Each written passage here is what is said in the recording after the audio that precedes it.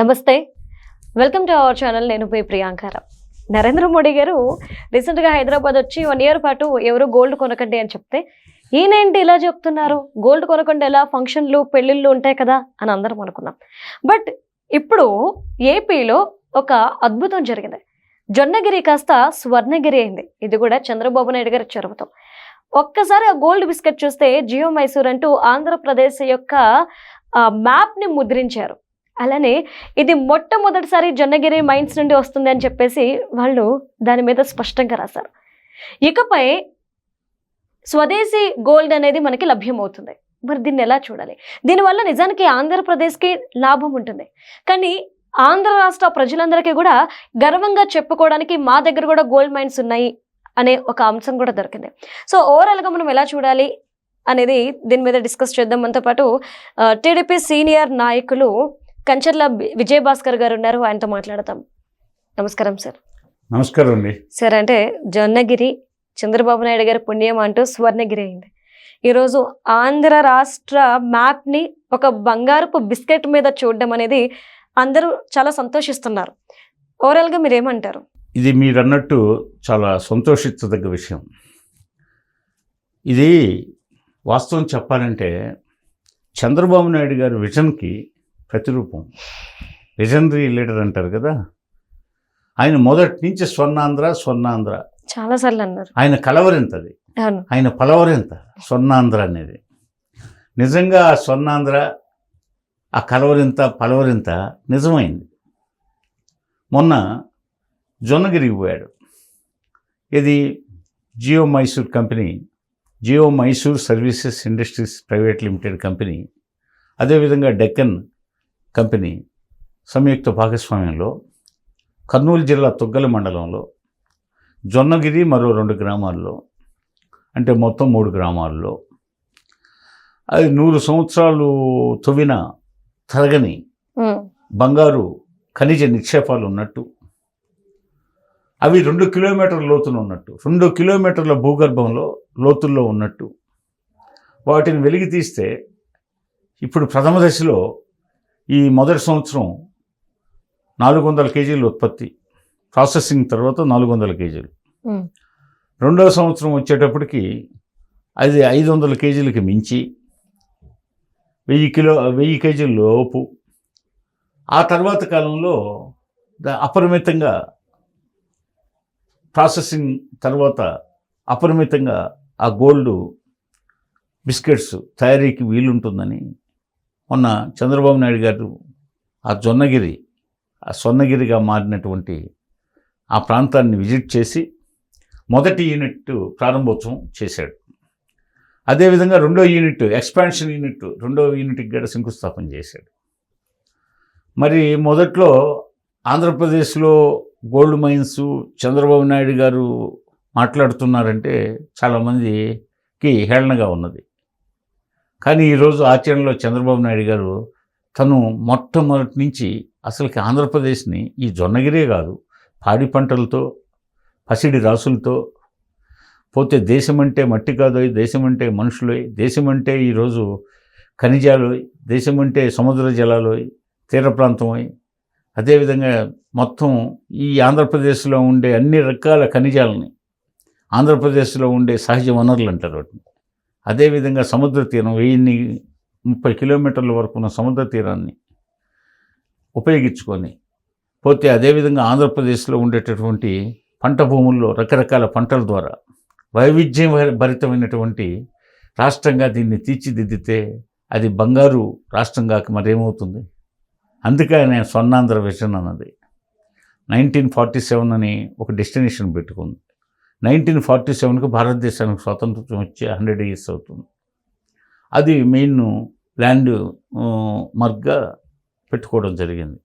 ఈ నేపథ్యంలో మొట్టమొదటిగా ఆయన రెండవ సంవత్సరం ఆయన పరిపాలన పూర్తిగానే ఆ స్వర్ణాంధ్ర లక్ష్యంలో భాగంగా మొట్టమొదటిగా జొన్నగిరి విజిట్ చేయడం, అది స్వర్ణగిరి అని నిరూపిస్తూ ఆయన మొదటి యూనిట్ ప్రారంభోత్సవం చేయడం, అదేవిధంగా సెకండ్ యూనిట్ ఎక్స్పాన్షన్ యూనిట్కి శంకుస్థాపన చేయడం. మొదటి యూనిట్ ప్రారంభోత్సవం అయిపోయింది. మొదటి యూనిట్ ప్రారంభోత్సవంలో అది 400 కేజీలు ఉత్పత్తి చేస్తున్నట్టు ప్రకటన జరిగింది.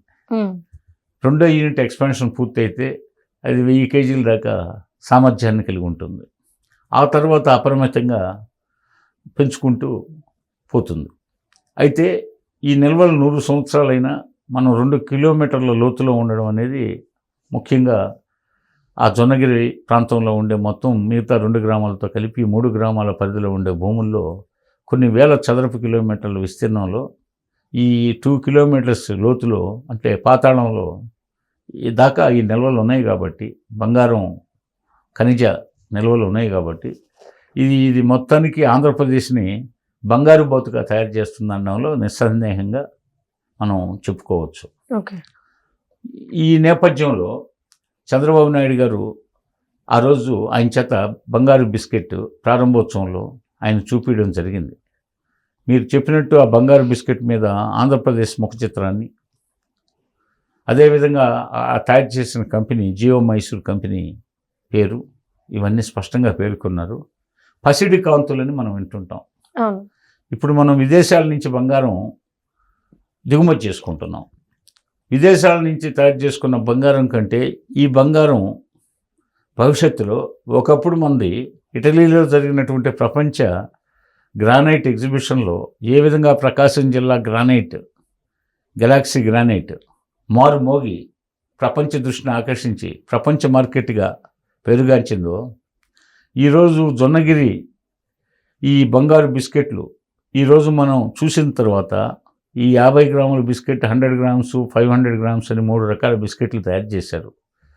వాటిని చూసిన తర్వాత 999 బ్రాండ్ అది పోతే అంటే 24 క్యారెట్స్ గోల్డ్.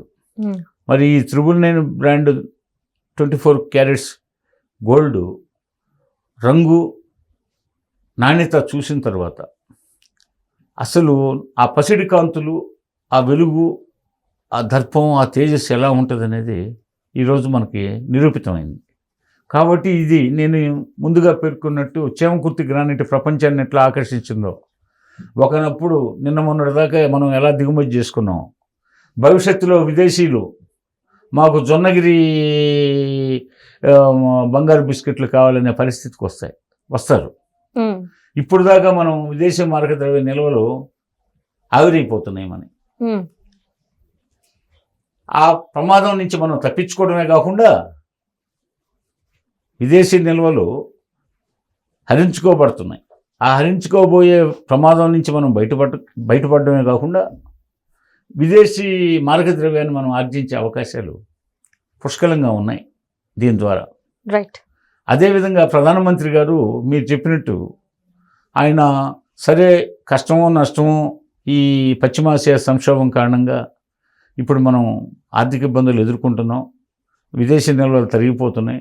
కాబట్టి ఈ పరిస్థితుల్లో మనం కాస్త ఈ బంగారు దిగుమతిని ఆపేద్దాం, మీరు పర్చేజింగ్ ఆపండి అని చెప్పి ప్రధానమంత్రి పేర్కొన్నాడు కదా, దానికి మీ సమాధానం ఏంది అన్నారు. అక్కడ ప్రధానమంత్రి గారు స్టేట్మెంట్ ఇచ్చాడు. ఆయన 4 తడారక ముందే ఇక్కడ ఆంధ్రప్రదేశ్లో ఎన్డీఏ భాగస్వామి అయినటువంటి చంద్రబాబు నాయుడు గారి కూటమి ప్రభుత్వం వెంటనే చంద్రబాబు నాయుడు గారు వెళ్ళి అక్కడ ఏం పర్వాలేదని ప్రధానమంత్రికి ఒక భరోసాగా, దేశ ప్రజలకు ఒక భరోసాగా, బంగారం దిగుమతి చేసుకోవాల్సిన పని లేదు, ఇక్కడే మనం మన భారతదేశంలో మన ఆంధ్రప్రదేశ్లో మనం తయారు చేస్తున్నాం, మీ అవసరాలను తీర్చడానికి ఈ సొన్నగిరి కాబోతుంది, ఇదిగో ఇప్పుడు ప్రస్తుతం 400 కేజీలు మేము రెడీ చేస్తున్నాం, అలాగే భవిష్యత్తులో చాలా మీ డిమాండ్కి అనుగుణంగా మేము సప్లై చేస్తామనే తీరులో ఈ స్వర్ణగిరిని ఆయన విజిట్ చేసి ప్రారంభోత్సవం చేసి సెకండ్ యూనిట్ శంకుస్థాపన చేసిన ఈ శుభ సందర్భంలో ఈ చంద్రబాబు నాయుడు గారి ఈ ప్రతిభా పాఠవాలని లోకమంతా హర్షిస్తుంది.